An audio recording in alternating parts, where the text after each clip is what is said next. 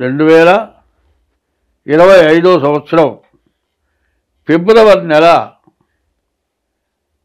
12వ రాశి మీనరాశి ఫలితాలు చెప్పుకుందాం. ఈ మీనం అంటే చేప. ఈ మీనం చేప అంటే దశావతారాలు ఉన్నాయండి. విష్ణుమూర్తి 10 అవతారాలు ఇచ్చాడు. ముందు మొట్టమొదటి అవతారం ఏమిటి? చేప అవతారం ఇచ్చాడు, మీనం. ఈ చేప రూపంలో పుట్టాడు. ఆ చేప స్వభావం ఏంటో చెప్తా వినండి. చేప నీళ్ళల్లో ఎంతసేపు నానినా కూడా ఆ చేపకి నీళ్ళు అంటాం. తామరాకు మీద నీళ్లు వేస్తే బంతిలాగా దొల్లిపోతుంది. మరి ఈ మీనరాశి చాలా విశేషమైనటువంటి రాశి. ఈ మీనరాశి విష్ణుమూర్తికి సంబంధించిన రాశి. ఈ మీనరాశికి గురువు అధిపతి. వీళ్ళు ఎంతో పుణ్యం చేసుకున్నటువంటి రాశి. అయితే వీళ్ళు ఎప్పుడు కూడా జన్మతః ఎవరికి ఎటువంటి అపకారం చేసే మనస్తత్వం వాళ్ళకి మాత్రం ఉండదు. అటువంటి వాళ్ళు చాలా కష్టపడతారు, చాలా ఇబ్బంది పడతారు. ఎంత కష్టపడ్డా కూడా తప్పు చేయడానికి మాత్రం వాళ్ళు ఇష్టపడరు. ఎంత నష్టమైనా బాధపడతారు కానీ తప్పు చేయరు. తినడానికి తిండి లేకపోతే నేను ఇవాళ అన్నం తినలేదు, ఫస్ట్ పడుకున్నానని మాత్రం వాళ్ళు చెప్పరు. వాళ్ళు మానుకోనైనా ఒకరికి పెడతారు కానీ ఒకళ్ళు పెడితే చెయ్యి జాపి తినరు. ఇటువంటి సద్బుద్ధి కలిగిన జాతకం మీనరాశి జాతకం. ఈ మీనరాశికి ఏలినాటి శని ప్రారంభమైంది. 2 సంవత్సరాల 4 నెలలు అయిపోయింది. మీనరాశిలోకి శని రాబోతున్నాడు. ఎప్పుడు కూడా శని అనేటువంటి వాడు 30 సంవత్సరాలకి ఒక్కసారి వస్తాడు. బాల్యం అనగా చదువుకుండే వయస్సు లోపల వచ్చేటువంటి శని బాలుడు, యవ్వనం వివాహం అయిన తర్వాత వచ్చేటువంటి ఏలినాటి శని యవ్వనం. మూడవది వార్ధక్యం, ముసల్తనం. ఈ 3 రకాలు. బాల్యంలో వచ్చినప్పుడు చదువు, వైవాహిక జీవితంలో వచ్చినప్పుడు భార్య పిల్లల దగ్గర సమస్యలు, వృద్ధాప్యం వచ్చిన తర్వాత రోగాలతో సమస్యలు, వీటి వల్ల ఇబ్బంది పడతారు. అందువల్ల శని ఎప్పుడు కూడా కష్టాన్ని తెలియజేస్తాడు. నువ్వు చేసే తప్పు ఏమిటో నీకు తెలియపరుస్తాడు. శని పట్టే ముందేమవుతుంది, మనం వెళుతూ ఉంటాం, మన కట్టుకున్న గుడ్డ ఏమేకో పట్టుకొని పర్రం తిరుగుతుంది. తిరిగితే శని పట్టబోతున్నాడని తెలుసుకోవాలి. మనం నడిచి వెళ్ళేప్పుడు ఎవడో సిగరెట్ కాల్చుకుంటూ వెళుతూ ఉంటాడు. ఆ సిగరెట్ రవ్వ మన గుడ్డ మీద పడుతుంది. వాళ్ళ కట్టే గుడ్డలని పాలిస్టర్ గుడ్డలు. ఆ రవ్వ చొక్కా మీద పడి ఆరిపోయినా కూడా అది పడంగానే చిన్న బెల్లం పడుతుంది. కాలిన గుడ్డ మళ్ళీ కట్టుకుంటే శని పడతాడు. చిరిగిపోయిన గుడ్డ కట్టుకుంటే శని పడతాడు. తర్వాత ఇటువంటి సమస్యలు తలమాసిన ఒలుమాసిన వలువలు మాసినను తల పెంచి ఉన్నా శని పట్టినట్లే, మాసిన గుడ్డలు వేసుకున్నా శని పట్టినట్లే. తర్వాత కష్టపడేటప్పుడు శని నీకు బుద్ధి చెబుతాడు. నువ్వు తప్పు చేస్తే నిన్ను శిక్షిస్తాడు. కాబట్టి ఈ శని ఉన్నటువంటి ఈ మీనరాశి వాళ్ళు ఎంతైనా జాగ్రత్తగా ఉండాలి. అయితే అన్నిటికీ ప్రధానంగా ముఖ్యంగా చెప్పబోయేది ఏమిటంటే, మరి కుక్కలు ఉన్నాయండి. కుక్కలు చిత్తకార్తె వచ్చేప్పటికి కుక్కలు కలుస్తాయి. ఒక్కొక్క కార్తెకి ఒక్కొక్క సమయం ఇచ్చాడు. నేను విచక్షణ వివరించడం కాదు. భాద్రపద మాసం వచ్చేప్పటికి బర్రెగుడ్లు ఎంతాయి అంటే ప్రకృతి సిద్ధమైనటువంటి స్థితి. అంటే స్త్రీ పురుష సంగమము. ఒక్కొక్క జాతికి ఒక్కొక్క టైం ఇచ్చాడు.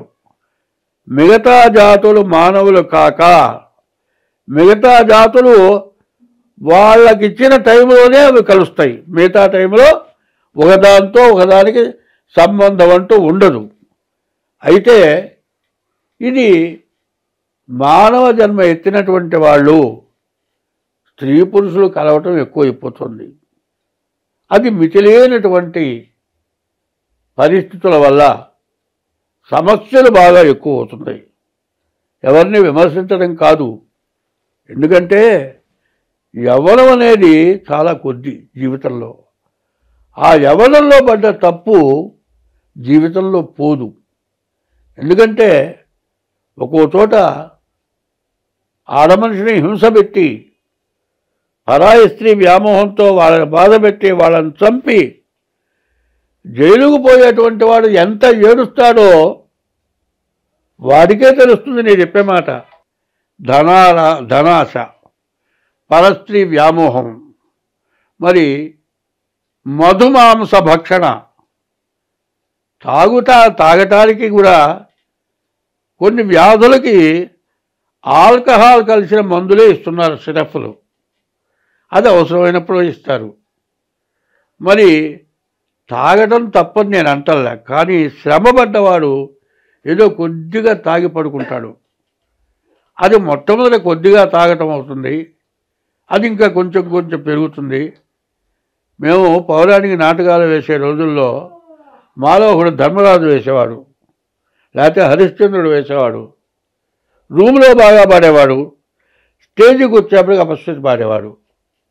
ఒకళ్ళు సలహా ఇచ్చారు, అరే కొద్దిగా తాగరా ధైర్యం వస్తున్నారు.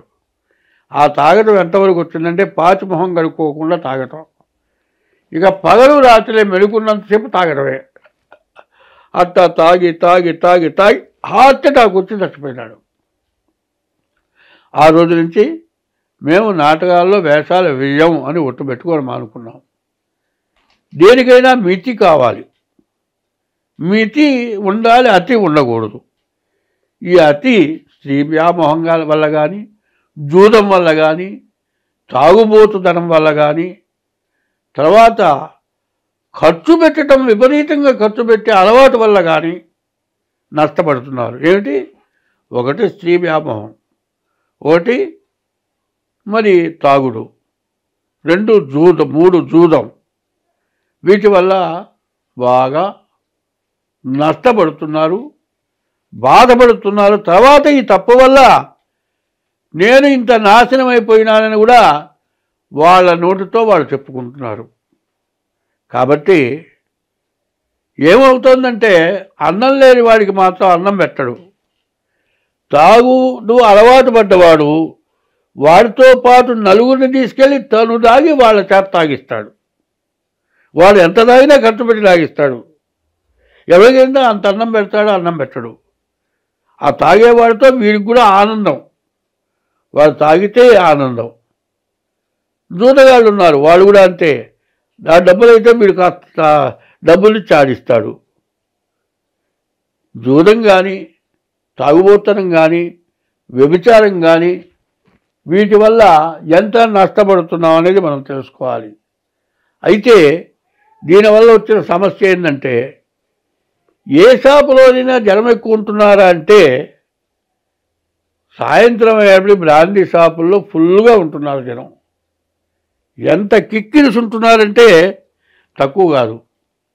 అయితే దాని మీదే లాభం వస్తుంది, ప్రభుత్వానికి దాని మీదే ఆదాయం వస్తుంది. అయితే ప్రభుత్వాన్ని అందామా, ప్రభుత్వం తప్పు కాదు, మన తప్పే. తాగడం అలవాటు పట్టడం, దీనివల్ల నష్టం. ఇటువంటి నష్టాలన్నీ వచ్చి దేవుడి మీద కోపం, జాతకాల మీద విరక్తి, జాతకం చెప్పే వాళ్ళని ద్వేషించడం, ఇది కాదు మనకు కావాల్సింది. మనకు ఎట్లా ప్రవర్తించాలి పెద్దవాళ్ళు చెబుతున్నారు. మంచి చెప్పేవాడు తిట్టినట్లుగా చెప్తాడు, చెడు చెప్పేవాడు ఎంతో ప్రేమగా చెప్పి వీడిని నాశనం చేస్తాడు. మరి ధర్మం చెప్పేవాడి మాట విరుద్ధంగా ఉంటుంది. ఈ ధర్మం చెప్పేవాళ్ళని ఎంతగా చెడగొట్టు వాళ్ళని పైకి రానియకుండా అడగదొక్కటం జరుగుతుంది. ధర్మం చెప్పేవాడికి అన్నం లేదు, మోసం చేసేవాడికి కావాల్సినంత ఆదాయం వస్తుంది. కాబట్టి మంచి అనేది ఎట్లా ఉంటుందంటే ఎంతో కష్టం వచ్చినప్పుడు, ఎన్నో బాధలు వచ్చినప్పుడు తాగటం కానీ, సినిమాకి పోవటం కానీ, జూదమాడటం కానీ, పరస్త్రీతో తిరగటం కానీ, వీటన్నిటికంటే చాగంటి కోటేశ్వరరావు గారు, లేకపోతే మరి గరికపాటి నరసింహారావు గారు, అదే షణ్ముఖ శర్మ గారు, మరి మాకంటే వయసులో పెద్దవాళ్ళు కాకపోవచ్చు కానీ వాళ్ళు ఎంతో చదువుకొని ఎంతో మంచి చెప్పేవాళ్ళు. అక్కడికి వెళ్తారు, కొంచెంసేపు వింటారు. దాన్ని ఏమంటారంటే వైరాగ్యం పడతారు. ఆ వైరాగ్యం ఎట్టా ఉంటుందంటే మరి ప్రసూతి వైరాగ్యంట, శ్మశాన వైరాగ్యంట. ఈ రెండు వైరాగ్యాలు ఎట్టా ఉంటాయంటే, అమ్మో పిల్లవాడిని కనేప్పుడు తల్లి ఏమంటుంది, అమ్మో ఇక నీ పిల్లల్ని కానీ అంటుంది. శ్మశానానికి వెళ్ళేటప్పుడు ఏమంటాడు, ఎంత కష్టపడ్డా చివరికి ఇక్కడికే పోయేది అనుకుంటాడు. ఈ వైరాగ్యాలు అక్కడ విన్నంతసేపు వైరాగ్యం కానీ యువతలకు వచ్చిన తర్వాత వైరాగ్యం ఉండటంలా. వాళ్ళు చెప్పేది వినటమే కాక మన పిల్లలకి తెలియపరచడం. ఇదివరకంటే వాళ్ళు చెబితేనే పోయి వినాలి. ఇవాళ యూట్యూబ్లు వచ్చినాయి, వాళ్ళు రికార్డులు ఇచ్చారు. అటువంటి వినటం, అటువంటి చూడటం, మంచి ప్రవర్తన నేర్చుకోవటం, ఎప్పుడు కూడా తాను తింటూ ఒకటి పెట్టడం. ఎందుకంటే మా నాన్నగారి టైంలో చాలా కష్టాల్లో ఉన్నాం. ఆయన ఏం చేసేవారంటే అనాథ ప్రేత సంస్కారే కోటి యజ్ఞ ఫలం లభైతని. ఆయన స్కూల్ మాస్టరు. ఎవడైనా అనాథగా చచ్చిపోతే వాడిని తీసుకెళ్ళి మట్టి చేసి ఇంటికి వచ్చేవాడు. ఎవరైనా కష్టపడుతూ ఉంటే పిల్లలకి తిండి లేక చదువు లేకపోతే మా ఇంట్లో పిల్లలకి అన్నం పెట్టి చదువు చెప్పాడు. చివరికి ఆయనకి ఎందుకు వచ్చిందో మూర్ఛ వ్యాధి వచ్చింది. మూర్ఛ వ్యాధితోటి పూర్తి సర్వీస్ చేయలేకపోయినాడు. చివరి దశలో సంపాదన లేకపోయింది. మేము 4 పిల్లలు ఉన్నాం. మా అమ్మ మా నాయన 6 ఉన్నాం. ఇంతమంది ఉంటే తినడానికి అందరికీ కడుపు నిండా అన్నం ఉండేది కాదు. ఒకవేళ అన్నం తినాలి అంటే పచ్చిమిరపకాయల కారం నూరుకొని బాగా ఎక్కువగా కలుపుకొని తిని కడుపు నిండా నీళ్లు తాగి అన్నం తక్కువ కారం ఎక్కువ తిని కడుపు నింపుకున్న రోజుల్లో ఆయన వస్తూ ఉంటే అయ్యా అన్నం పెట్టమని అడిగేవాళ్ళు. ఆయన ఎవడు అన్నా సరే అన్నం పెట్టకుండా ఉండేవాడు కాదు. ఇట్లా కష్టమైన రోజుల్లో చాలా 4 ముద్దలు తిని మంచినీళ్ళు తాగి అటువంటి రోజుల్లో ఆయన మనిషిని తెచ్చేవాడు. అంటే నేను మానుకుంటాలే అనేవాడు. అట్లాంటి రోజుల్లో ఆ మనిషికి అన్నం పెట్టి తలా 2 ముద్దలు తిని ఇవాళ చాలా కష్టపడి కష్టమేంటో తెలుసుకొని జీవితం మొత్తం కష్టపడి చెప్పాలి అంటే నాకు 10 ఏళ్ల వయసు నుంచి కూడా నేను పడ్డ కష్టం ఏ మానవుడు పడలేదు. నాకు ఇవాళకి 82 సంవత్సరాల వయస్సు వచ్చింది. కానీ ఆ కష్టం తెలుసుకున్నాను కాబట్టి ఇవాళ నడవలేని రోజున కూడా ఇట్లా కూర్చొని మంచిగా బతుకుతూ 10 మందికి మంచి చెబుతూ మంచిగా బతకండి అయ్యా, మంచి నేర్చుకోండి అయ్యా అని మీ అందరికీ కూడా నేను మంచినే చెబుతున్నాను. ఇందులో నా తప్పు అనేది ఆలోచన వద్దు. నేనేదన్నా చెప్పిన దాంట్లో తప్పు ఉంటే ఆ తప్పును వదిలేయండి, చెప్పిన మంచిని పాటించండి. నేను చెప్పే మాటల్లో కొంతమందికి వాళ్ళకున్న అలవాట్ల వల్ల ఆ అలవాట్లని వేలెత్తి చూపించానని నన్ను క్రోధంతో చూడద్దు. ఎందుకంటే ఆ అలవాట్ల వల్ల మీరు పడుతున్న బాధ మీకు తెలుసు. మీకు గుర్తు చేస్తున్నా, అలవాటు మార్చుకోవటం చాలా కష్టం. నాకు కాలు ఆపరేషన్ చేస్తుంటే ముక్కుపుడు పిలిచేవాడిని, రోజు 3 డబ్బాలు పిలిచేవాడిని. నొప్పి ఎక్కువైంది, డాక్టర్ వచ్చాడు. ఇది పీలిస్తే చస్తా ఉన్నాడు. ఇవాళ 10 సంవత్సరాలైంది, మళ్ళీ ముక్కుపొడి పీల్చి ఎరగను. మనిషికి బాధ్యత, మనిషికి పట్టుదల, ధర్మంగా బతకాలనేటువంటి ఉద్దేశం. తను తిని ఒకటి పెట్టాలి, ఒకటి పెడితే మనం తినకూడదు. నా ధ్యేయం అదే. ఈరోజు కూడా పిల్లలకి సంపాదించింది నా చేతనైంది ఇచ్చా. వాళ్ళు పెడితే నేను తిన్నాం, నేను వాళ్ళకి పెడతా. చచ్చే రోజు వరకు ఎవరికి చేయి దాపను. చచ్చే రోజుకు ఎవరికి కూడా ఎవరికి చేయి దాపకుండా నా చేతనైతే ఎవరికన్నా పెట్టడం, ఉన్న దాంట్లో జాగ్రత్తగా సర్దుకొని బ్రతకటం, ఇది నేను నేర్చుకున్నాను. అదే అందరికీ చెబుతున్నాను. ఇది ధర్మం. ధర్మో రక్షతే రక్షిత. ధర్మాన్ని ఎవరైతే రక్షిస్తారో ఆ ధర్మం వాడిని రక్షిస్తుంది. కాబట్టి ఇది నేను చెప్పేది, మంచి అని ఉంటే ఆ మంచి తీసుకోండి, చెడనేది ఉంటే దాన్ని వదిలేయండి.